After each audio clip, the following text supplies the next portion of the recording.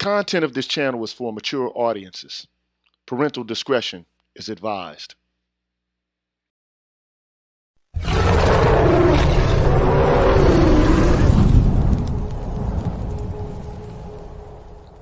You're tuned in to the Green Gorilla channel. Please make sure to like the video, subscribe to the channel, and hit the bell notification button. And please, feel free to share the video. Thank you.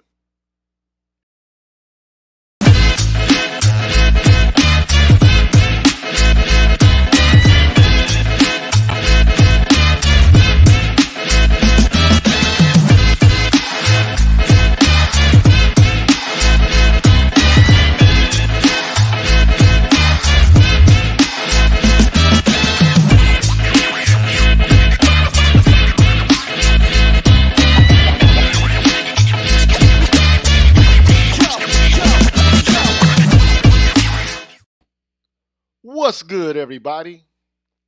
I'm the G with a PhD, and you're tuned in to the Green Gorilla channel, the place where black men can express themselves freely. You see it on the screen. Straight up, no chasers. Straight up, no chasers. And so before I get things started, I want to give a shout out to all of the members of the Green Gorilla channel. So let's do that now.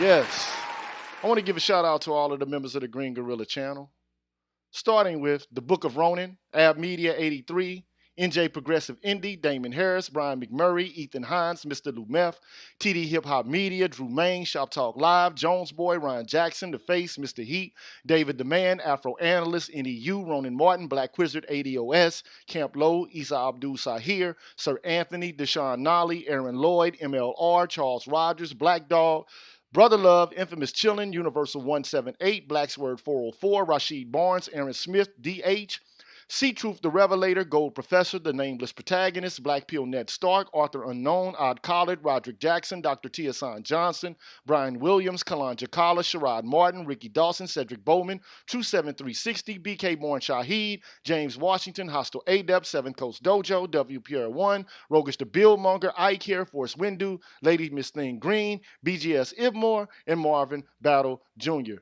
Thank you so much for being members of the Green Gorilla channel.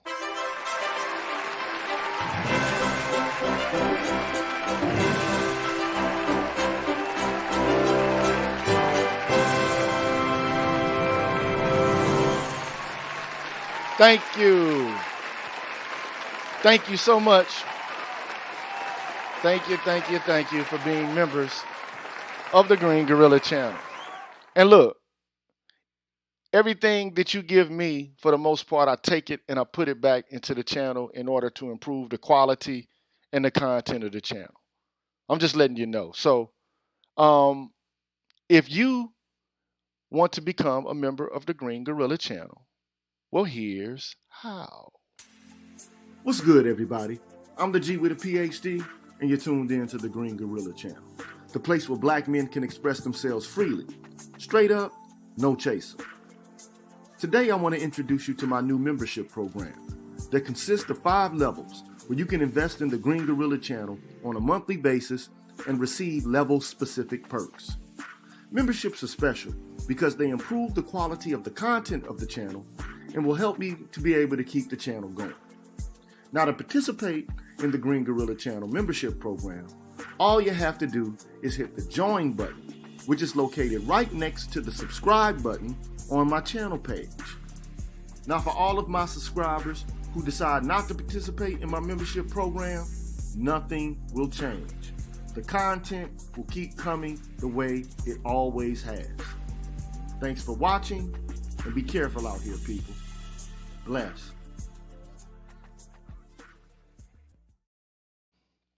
Yeah, so that's how you can become a member of the Green Gorilla channel. And, again, man, I always have to say this more than one time because, people come across the channel and they assume that this is PG-13. This is rated R here, baby. The content of this channel is for mature audiences. Parental discretion is advised. Yeah, so I got to put that disclaimer out there. I always have to do that. Okay? Now, today's show is dealing with the subject of black men in the media. Now, I was a little bit hesitant to do this because the last few times that I've talked about this subject matter, I've got very few people to actually come in and to, join in on the discussion related to this show. It doesn't seem to be like the thing that's buzzing at the current moment. It's not the hot topic. But, as far as I'm concerned, this is a necessary topic to cover. And the reason that I say this is because, like this, what's portrayed about black men in the media has an impact on our lives. Okay. And so most of the commentary that I'm providing here is basically, provided by an organization called the Opportunity Agenda. Now, if you don't know about the Opportunity Agenda, it's an organization that was founded around 2004, and they have a mission, right? And the mission is building a national will to expand opportunity in America. So they say they're focused on moving hearts, minds, and policy over time. And the organization works with social justice groups, leaders, and movements to advance solutions that expand opportunity for everyone.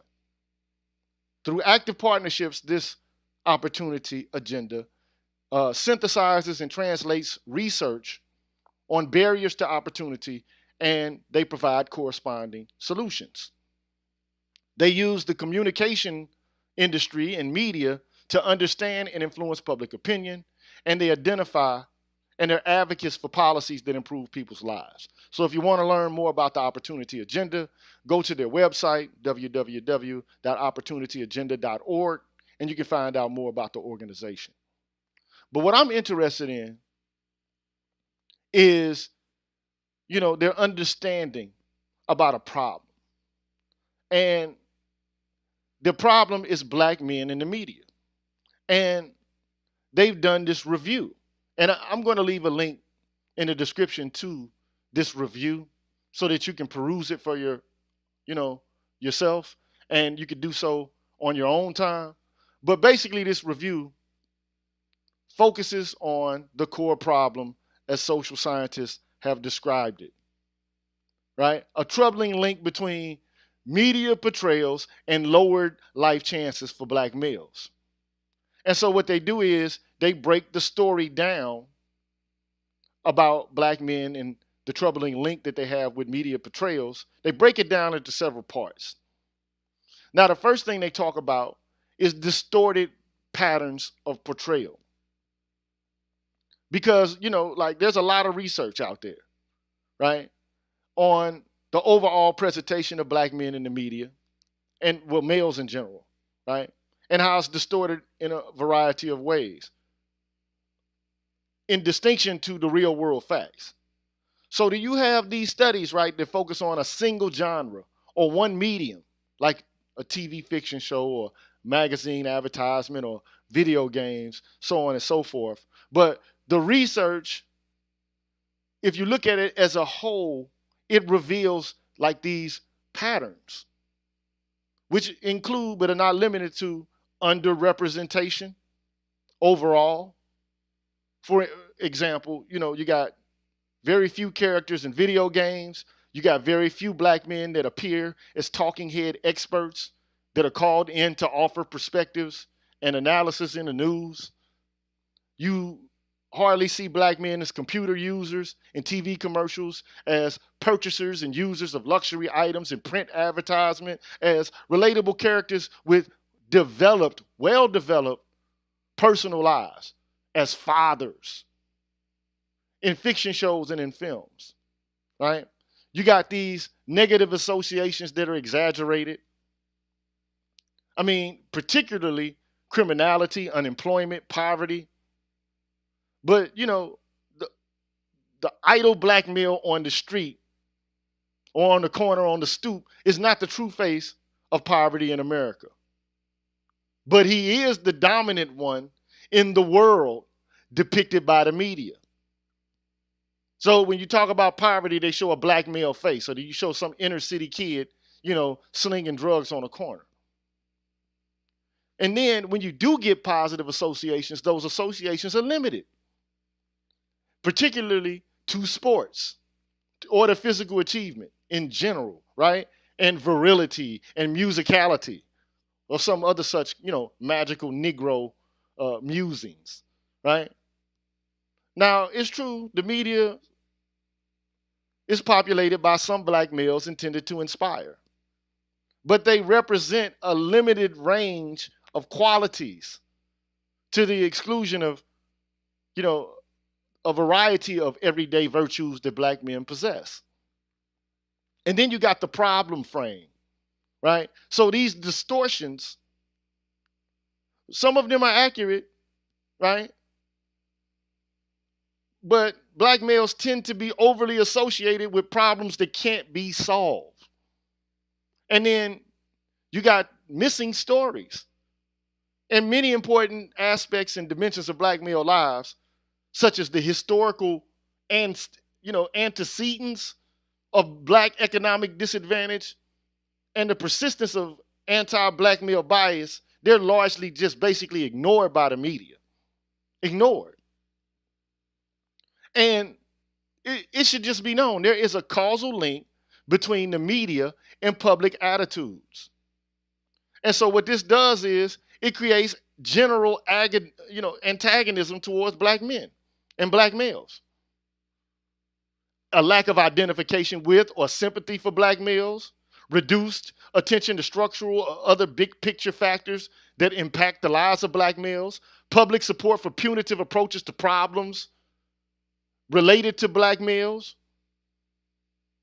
And you get, basically a tolerance for race-based economic disparities because the media shows them in such a way that they deserve to be where they are, or we deserve to be where we are, And look, not only does it affect people outside of the race, but it affects people with inside of the race. It affects black women, and it also impacts black males when they think about themselves.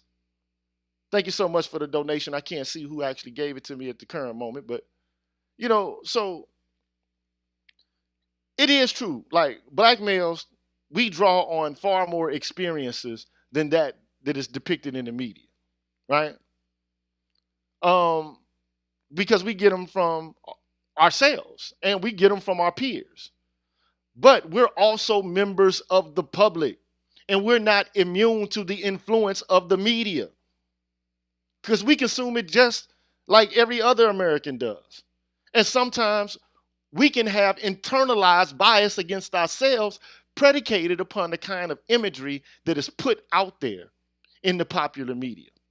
So that's just something to think about, And man, there's documentation about conscious, unconscious bias, practical consequences in the lives of black males, and we could talk about why the media patterns are distorted. You got things like producer bias, like mainly the people who produce these movies are white men. Then you get incorrect assumptions about what the audience wants to see, And then sometimes you got audience preferences. People actually want to see black men step and fetch it and make them laugh, or they want to see black men on a killing spree. This is what they become accustomed to seeing. And you don't even get input from black male constituents. You don't get our input on how our images are crafted in ways that are desirable. And then you also have political motivations that people use to traffic in stereotypes. So all of those issues go into reasons for which, the media negatively impacts black men. Thank you, Forrest Windu, for your donation, brother. So I knew that this wouldn't generate a lot of activity on a Monday night, but I promised you that I would do all 7 of these. So I'm going to get through all 7 of these. Okay? It's just what I'm dedicated to doing. And so I'm just going to hop right on into it, okay? I'm just going to get right to it. So I'm going to transition from one screen to another screen. And we're going to talk about Time Warner Cable. Not just Time Warner Cable, though, because that's a subsidiary of Time Warner. I'm talking really about Time Warner Communications. I could have probably captured a better image than this. But it was something ready at hand, and I just grabbed it. Now, what I want to do is discuss the ways in which Time Warner are major purveyors blah, blah, blah, of anti-black misandry. And let me cut on a little background music here, man. I want to do this today with a little bit of background music, man. So,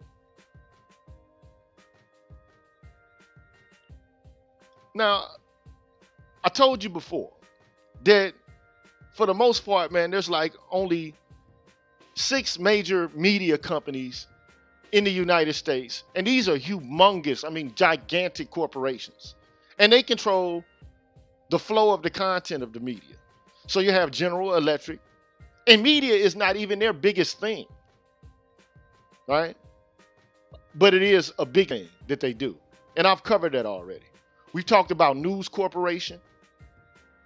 Or I've had a show about that. I've also had a show about CBS. Today I'm going to talk about Time Warner, and then subsequently I'll talk about Viacom and Disney.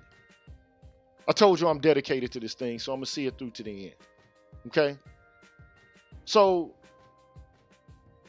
now I'll just have to admit, up front, I'll tell you, I'll just be honest with you. There are exceptions to the rule. So, Warner Brothers has put out some movies that I consider to be good movies related to black men.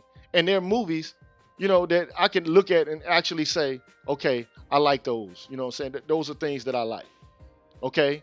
And even in some instances, I can even point to some of these movies and say, I love them. Real talk. So, what I'm talking about here is Blade. I remember when Blade first came out, man, I don't know where I was or what I was doing, but I think I saw the movie on a videotape. Because, at the time I was in college, I think, and I can't remember exactly when the movie came out, but all I do know is I saw it on videotape and I thought to myself, this is a fucking badass movie, man. And I know it was inspirational to young boys because you see a black hero extracted from the Marvel universe and put out there. And so this is one of the reasons why Wesley Snipes became this huge star. There are other movies that he's done that I don't think are so positive at all, but this is one of them that's positive, okay? And there's a recent movie starring Denzel Washington's son, and it's called Tenet. And I haven't actually seen this movie. It's still in theaters. If you want to watch it on, your Fire Stick or whatever the case may be, I don't have one, but it is what it is. But for what I've seen from the clips and I've seen from the way the story is presented, I think that he's playing a protagonist, a well-balanced and a well-rounded character, right? So he's part of the good team, right? So I don't think that that's problematic there. It seems like he's pretty respectable in his role in that film. And then there's also a movie that just released to streaming called Just Mercy. Now, I'm straddling the fence on Just Mercy because it's a movie that deals with the subject matter of a black man on death row. And Michael B. Jordan is the lawyer to this man who's on death row. And so they go through this exchange. Initially, it's just like a contractual exchange. And Michael B. Jordan's character is sent to, handle some business, and it's just business as usual. But then he befriends this man and they, become close. And it's all centered around the subject of the death penalty. And we all know that black men are subjected to the death penalty more than we should be in relation or in proportion to the rest of the population. So that's, I'm straddling the fence about this. But anyway, it's a decent movie. And I like Michael B. Jordan. Okay? And also, you can't forget Malcolm X, which was produced and directed by Spike Lee. You got the movie 42. which stars Chadwick Boseman, now deceased. I think that was a good movie. You can't forget Lethal Weapon. I mean, Lethal Weapon has Danny Glover. I mean, although Danny Glover plays some contemptible characters in some other media or other films and television shows, I don't know so much about television shows, but I do know movies. But at least in that franchise, that humongous film franchise, he plays a positive character. And he's on the good side. And he's married. He's a responsible father. So I think, they did a good job with his character in that franchise. Okay? But what I do want to say is that even though those movies are exceptions, the problem is the rule. The problem is the rule. Now, I'm going to try to get through this as quickly as I can. I'm going to try to be done by at least 8 o'clock. Okay? So, or maybe even before then. It just all depends on how quickly this goes. But I want to talk about the TV show called All American. And this is how it's advertised. So, the main character is, the fictional character is named Spencer James. He's a rising high school football player and a student at South Crenshaw High. Compton is the place he calls home, but when Beverly High School's football coach, Billy Baker, I think that's played by Taye Diggs, recruits him to join his team in Beverly Hills, Spencer's mother, Grace, and his best friend, Coop, convince Spencer it's an opportunity he must seize. The series is inspired by the life of the NFL football player, Spencer Payslinger. Okay? Now, again, this movie, or this, not movie, but this television show, it's intended to be positive. But it's, again, if you draw from the Opportunity Report on Black men in the media, it's the limitation of positive association to sports. And that, black men or black boys or black teenagers or black young men, or these virile brutes, and that the only way they can get out of the hood is by being able to throw, kick, catch, or shoot a ball. But we're more than this, and we have more talents and capacities and powers than just that. So to me, it's just another trope about black males and athleticism. So I find it a little bit problematic. And it falls into that category, again, of the limitation of positive association about black males. So moving on, I want to talk about Superfly. Now, I mean, come on, man. Everybody loves this movie.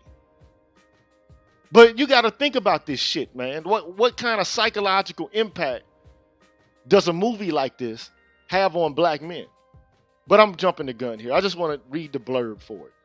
So you got the main character, Priest, a suave, top-rung New York City drug dealer. And he decides he wants to get out of the game.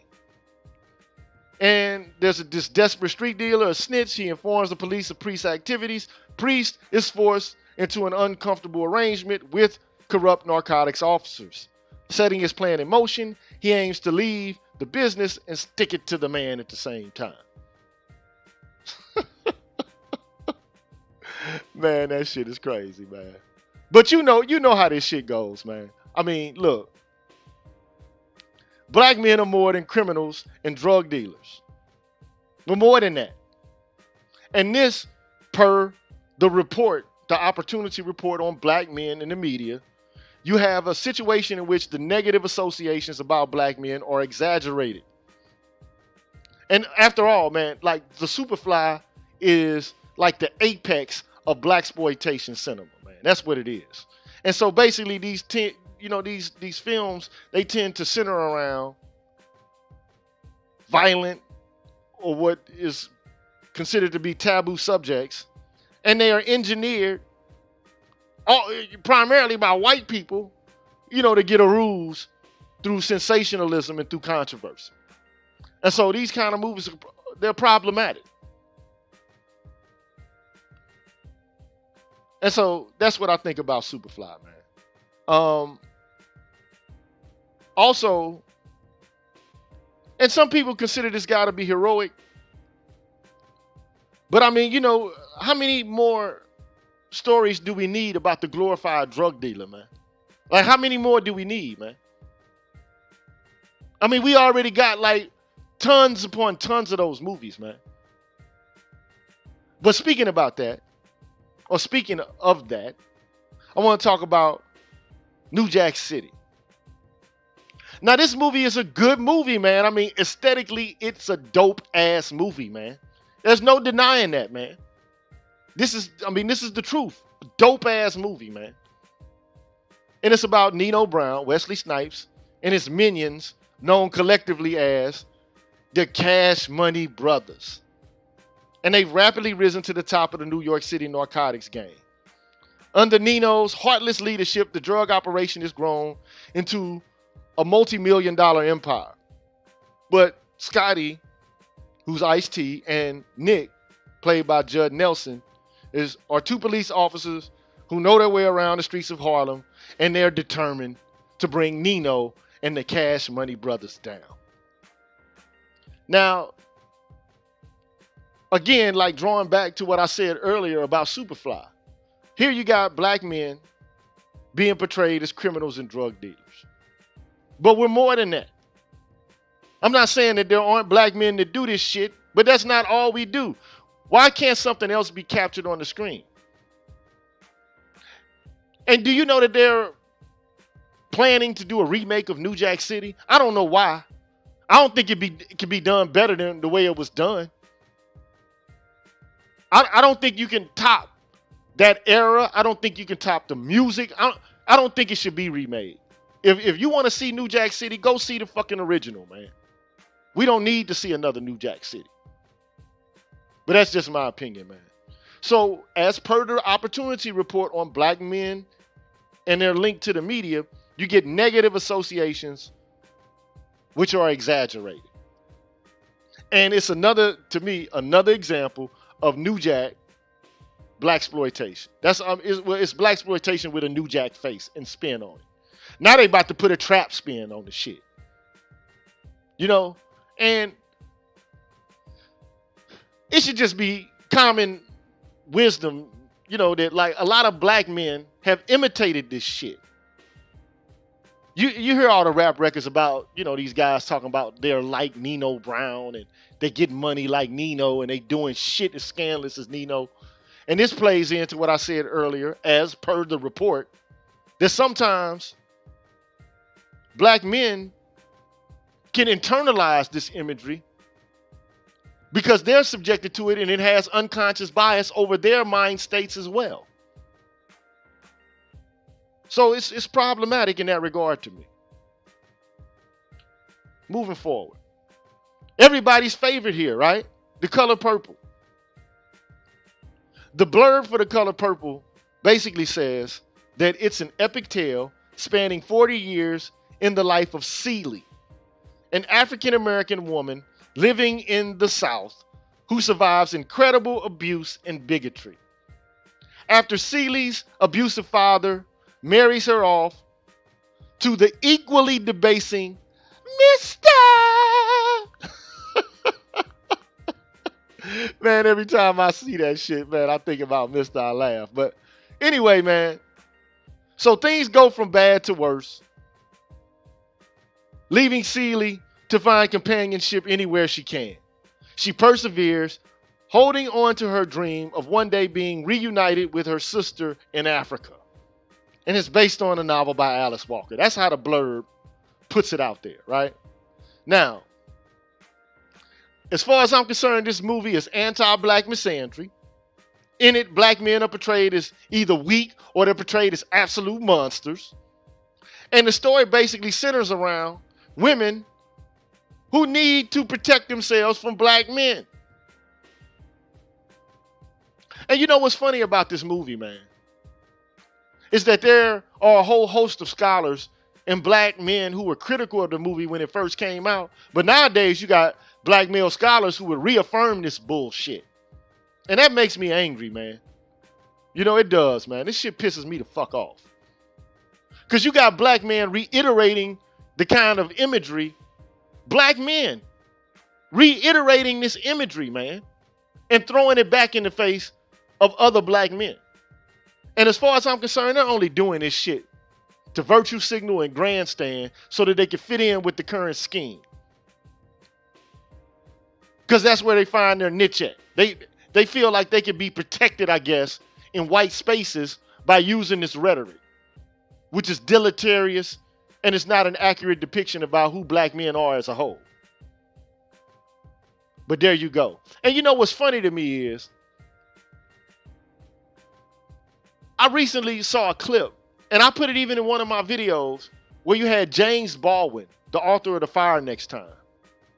And even he, like, this man is like, if anybody could be considered to be a black male feminist before the term existed, I would say that James Baldwin is. And he thought this shit was horrible. Actually, it's sorry, man. I mean, this shit is horrible, man.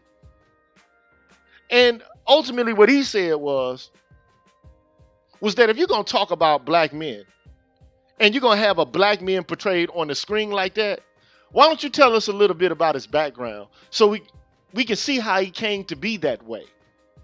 Because black males aren't born that way.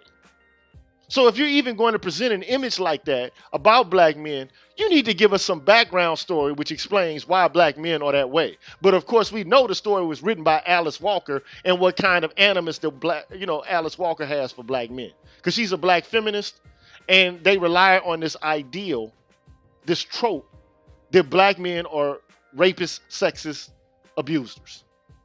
And so in and of itself, I consider that shit to be problematic. But what's funny about it is, man, I recently saw the movie The Joker. And you know what's tripped out about that? They gave a fucking background story to a fucking comic book character, man. We get to find out why the Joker became the Joker. We get to understand why he's as evil as he is. And, you know, it's like an anti-hero story where you can almost commiserate with the motherfucking plight of the Joker, man. I mean, fuck it, man. You could even have apes on a fucking screen and they'll get some sympathy and some empathy. You put a black man on the screen, he's ontologically fucked up and pathological from the back. That's problematic, man. But that's just how the story goes. That's how the shit is put out there. Unfortunately. That's how we're put out there. And let me just say this, man. If you're here for the first time, or if you're here for the second or third time, man, like the video, man. And if you like the quality of the content of the channel and you want to see more programming and shit like this and more shows like this, invest in the Green Gorilla channel, man. I'm investing back into the channel. Invest into something that you consider to be valuable to yourself. But anyway, what I'm about to do is take a quick break because I'm getting winded. So I'm going to take a quick little break, a commercial. And when we come back, I'm going to finish this out. Be back in a second.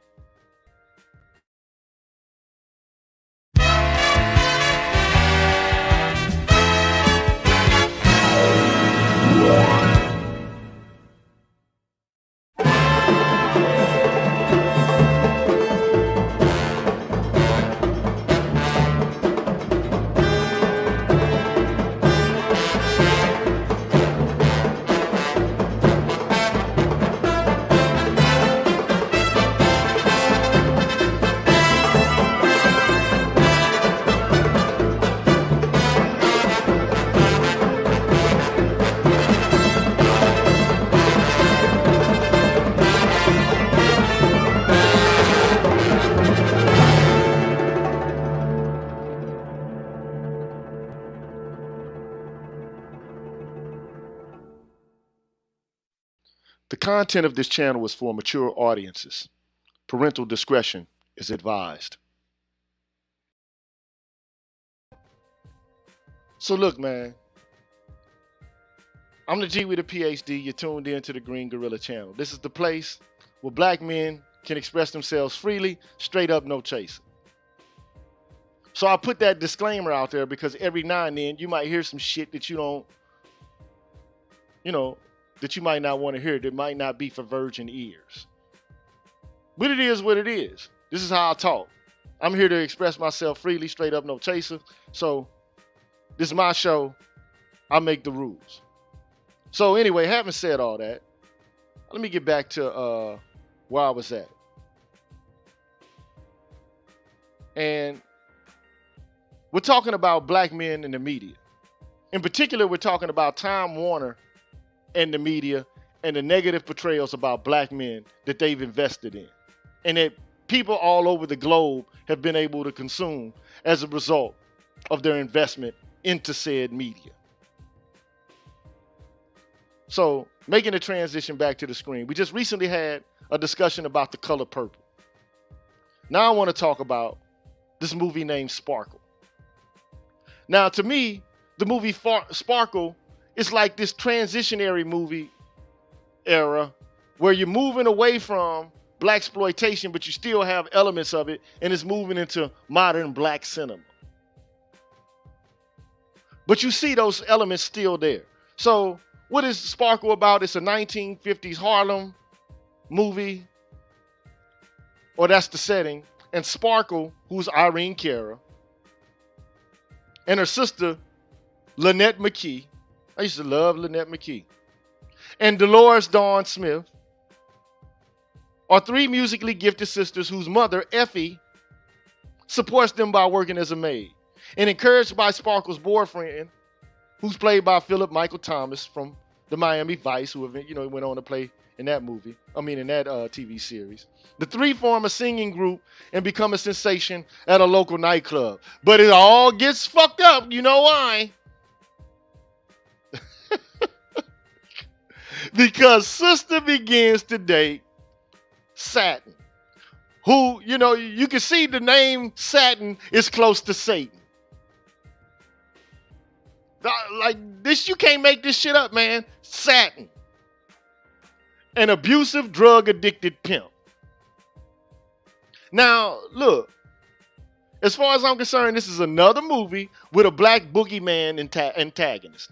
Bottom line. So you got Philip Michael Thomas, who's kind of good guy, whatever the case may be. But damn, you gotta fuck it up. She can't have a naturally occurring problem. The root of her problem, this sister woman, has to be a black man.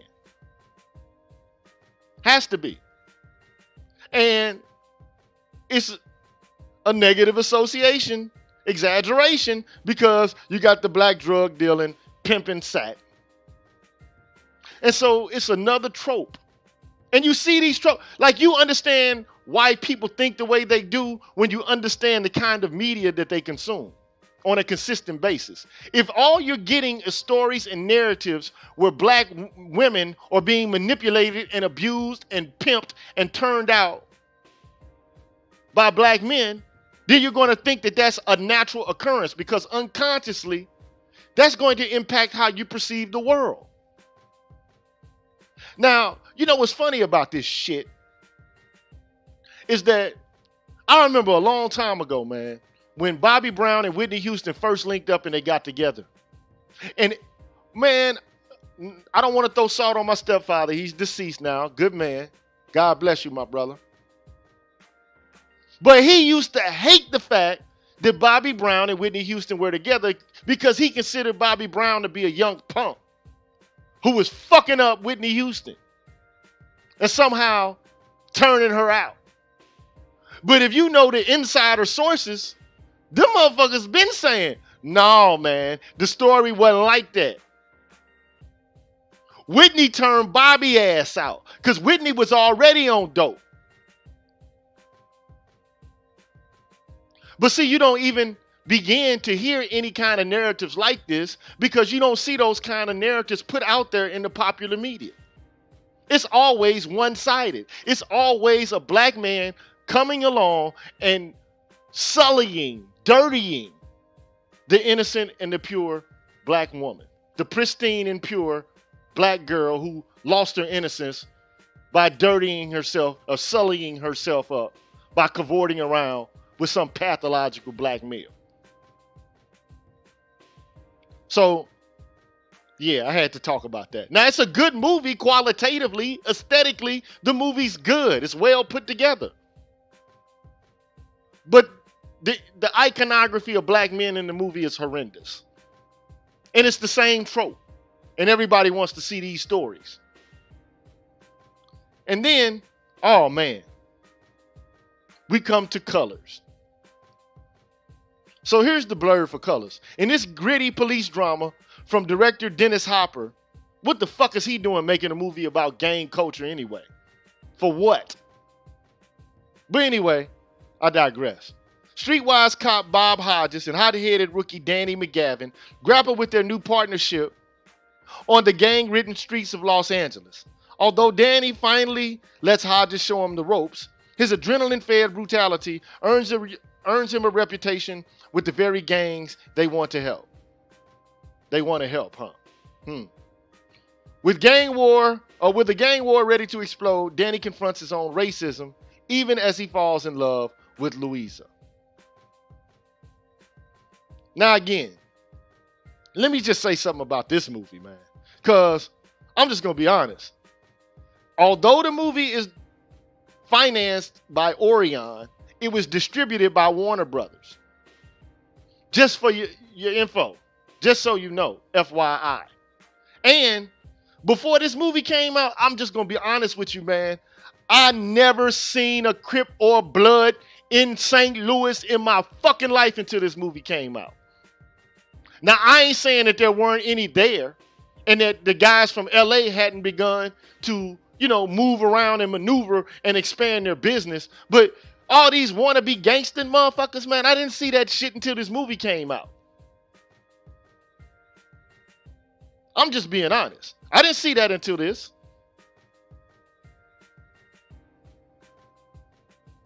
And in the movie, black men are inhuman and inhumane. They're killers and they're gangbangers. Now, you got some Hispanics in this movie, too, who are portrayed the same way.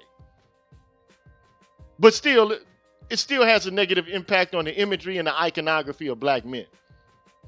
And again, this all plays into the report that I've been discussing, and the negative associations of black men are exaggerated in the film.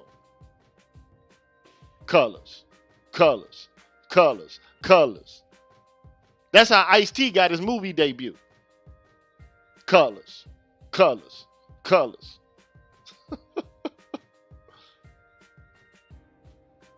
I want to talk about Rush Hour. And look, man, I like Rush Hour, man. And you already know the story. I'm not going to read this blurb to this, man. But damn it, in this movie, man, it's too much fucking cooning, man. I mean, this dude, his whole career was predicated upon cooning. That might be one of the reasons why he withdrew from the industry. Then he went on to do, The Fifth Element? Oh my God, that shit was just horrible. The movie was decent, but the character he played in that shit, you went from being in Friday to now you're an intergalactic trans woman, black trans woman. What the fuck, man?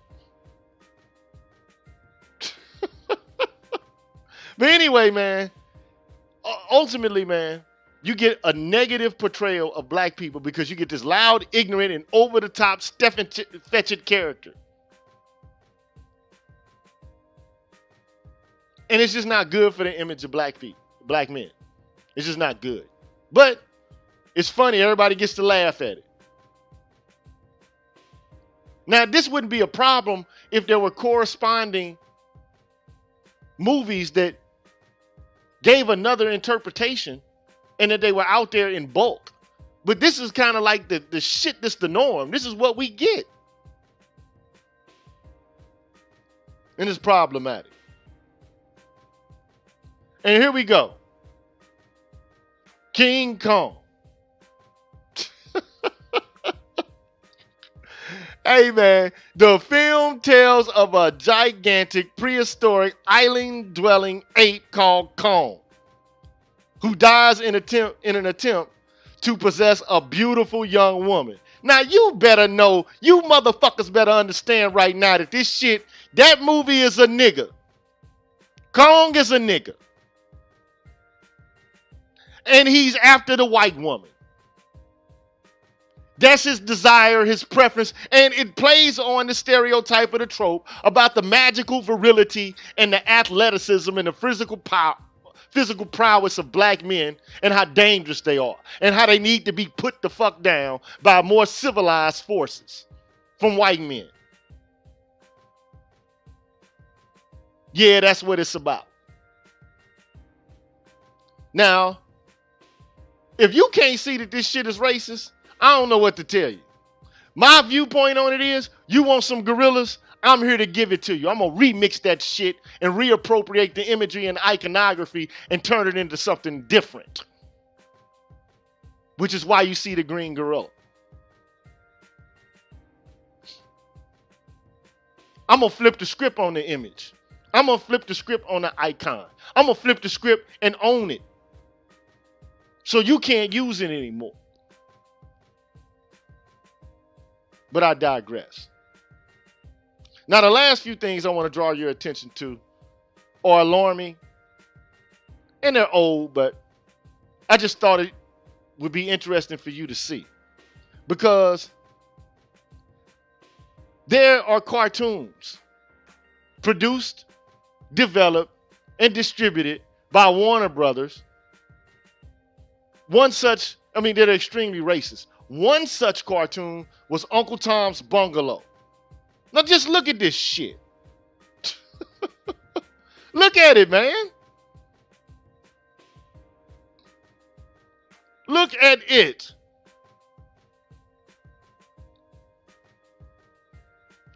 You got the black man, just like King Kong, about to do some harm to the pure, innocent, demure little white girl.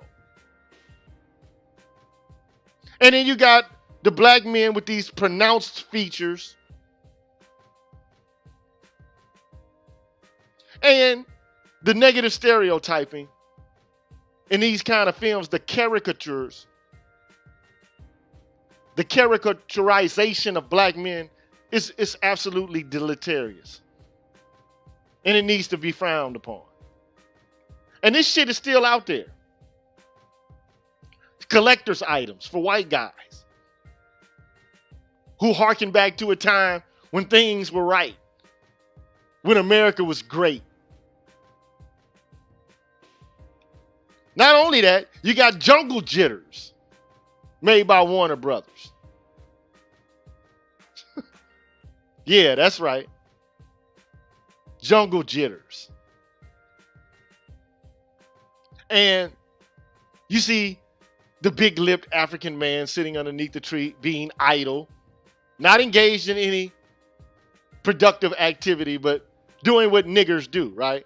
Sitting under a tree, eating, shucking and jiving, playing the drums, involved in lackadaisical, wanton, unproductive activity. And lastly, I want to direct your attention to the cartoon called The Isle of Pingo Pongo. The Isle of Pingo Pongo, man. I never knew this shit existed. Where you got black native Africans, man, cooking white people in pots and shit. You know, being portrayed as carnivores with plates in their lips. Not to say that this shit doesn't exactly happen in terms of like a plate in the lip, but fucking cannibalism, man, white motherfuckers is eating shit. Eating human beings. They ate African Americans in this motherfucker during segregation, man. There's a whole book written about it called The Delectable Negro. Go read it. The Isle of Pingo Pongo. And you got black people doing what they normally do, engaging in musical activity. So all of these tropes, the shit that black people have a desire and a penchant for is also influenced by popular media. That's why it's important for black people, black men in particular, to get a hold on this shit. and to be able to examine it and to see it for what it is and how it has a negative impact on black men's lives.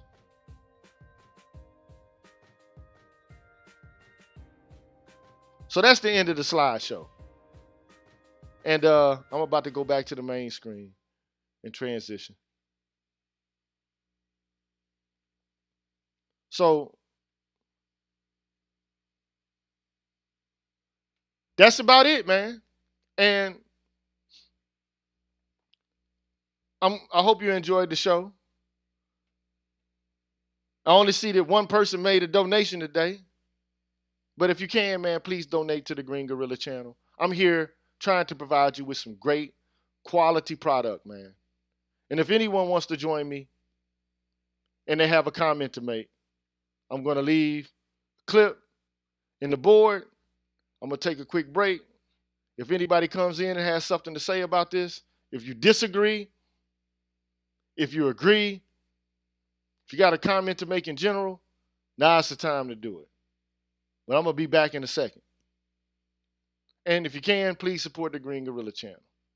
I'll be right back.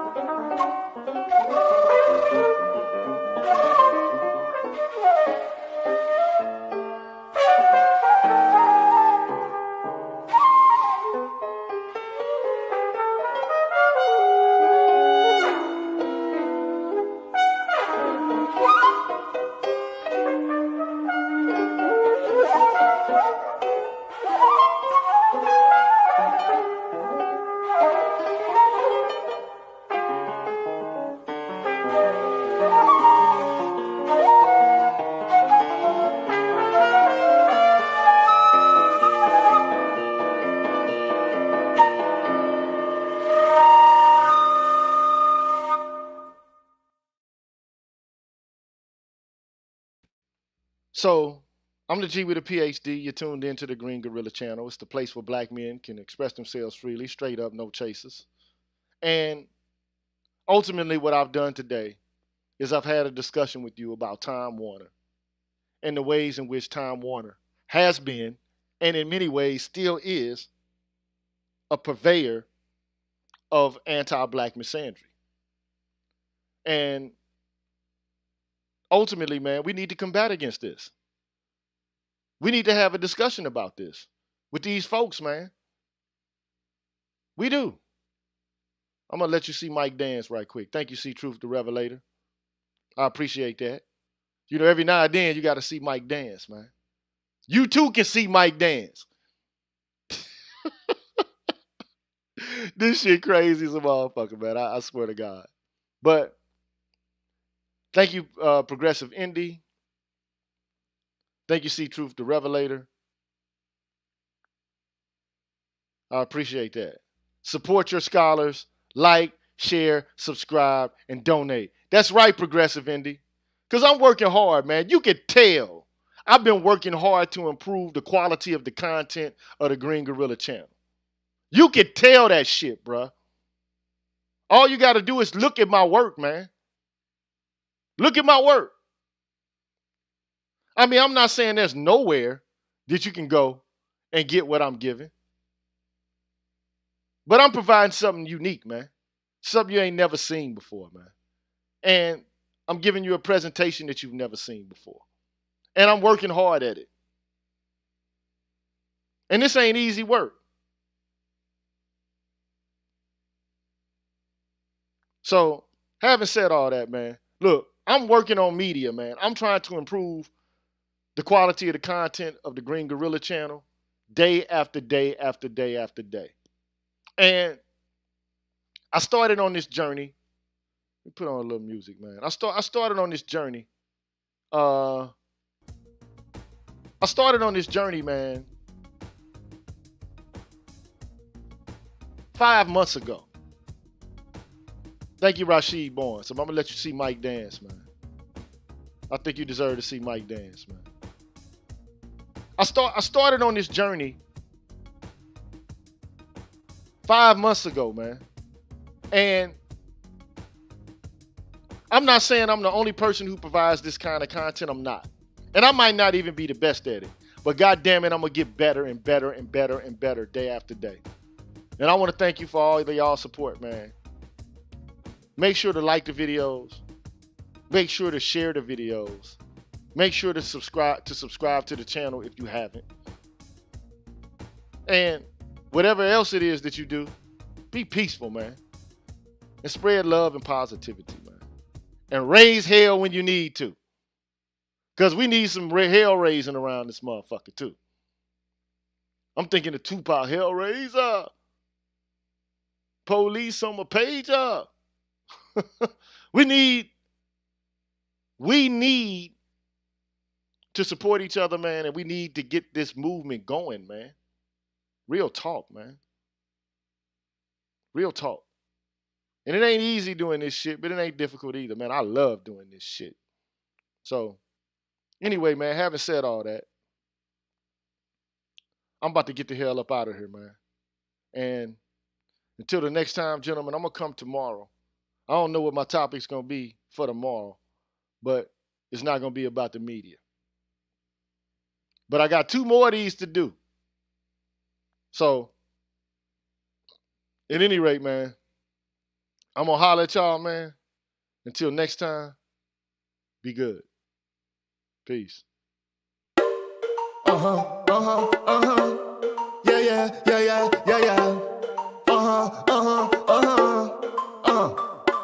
I'm a phenomenon, I shine like Orion. I came in a rap gang to smack it up like Heron, transform it like Megatron. Wait, like Yamatron, most rappers are some peons. I'ma starve them like Ramadan, I'm troublesome. You don't really want no troublesome, cause I pop guns like hood chicks do bubble gum. I been dumb, gon' stay that way till kingdom come. When the sun I'm at, unleash a demon, a polygon. I'm heavy, son, got more knowledge than Farrakhan. More gang than Cap, come with that bishop named Don Juan. Stay lit off some Shandon, maybe Bacardi Ram. Stay drink to some Nordstrom, call me that Dapper Don. More violent than Genghis Khan, the members of Taliban. Niggas faker than silicon, get hit like a .com, like soldiers in Lebanon. I'm bringing that red rum. When I get through with you, son, you gon' think of C-Ram. Run! I carry weight like a heavyweight, bake more cakes than patty cake. Watch the fiend salivate. You a lightweight, bantamweight, better contemplate. If you violate, make you levitate to the pearly gates. I fascinate when I conversate from the show me state where these niggas love to hate and hot murder rate or the waste. But this flow is just a taste of God's grace, shining this light in the ugly place. In the prophecy, got more wisdom than Socrates' philosophies. You don't really want no parts of me, can't you see? I'm slicker than Mephistopheles, stronger than Hercules, more dangerous than Damocles. The MCs trying me pretty please. I wet up they white tees, knock them out they wallabies. Now they touch my deliries. For coming up shorter than little C's when I break out the killer bees. I study music like Ocassi, hit chicks look like Ashanti. When I'm breaking them off, they yell at odd poppy. You rack rappers is sloppy, you can't stop me with that. We can sorry, copy, Maloney. I'm a monster like Frankenstein, rock harder than Palestine. You slimes, dropping dimes and snake and serpentine. Take stand and steamy glow like Nas with his big shine. All you haters cold in it, cold sores need calamine. But my hot shit like red bricks hitting your head. Leave the sour taste up in your mouth like lemon heads, like Simply Red. Wasted some years up in the feds when I touched down. Oh, dirty red that gave me head. I got higher vision for higher living. I'm highly driven. I'm acting women like it's some sort of sick religion. Driving an Impala, sitting on it, each 20 inches, and they spinning just like the planets in the solar system. Black country people, over in Africa, down to America. Black country people.